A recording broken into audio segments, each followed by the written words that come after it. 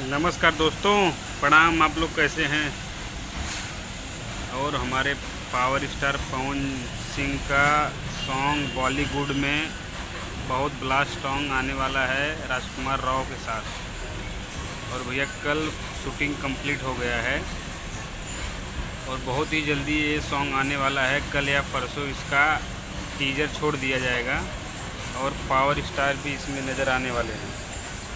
और भैया राजकुमार राव हैं और ये मूवी का सॉन्ग है। इसमें पवन भैया भी गाए हैं और वीडियो में भी नज़र आएंगे।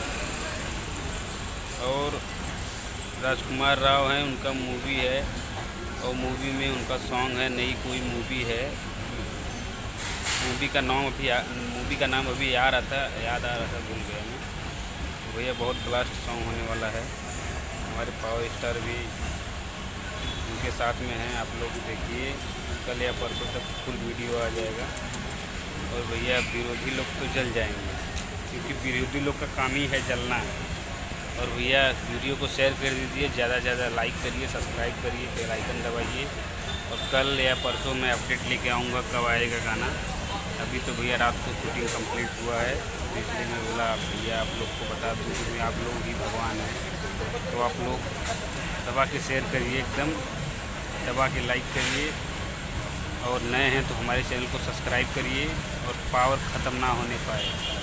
और इस गाने को भी ब्लास्ट बनाइए, जैसे आई नहीं गाना आया था, ब्लास्ट बनाए थे, उसी इस गाने को भी ब्लास्ट बनाइए आप लोग।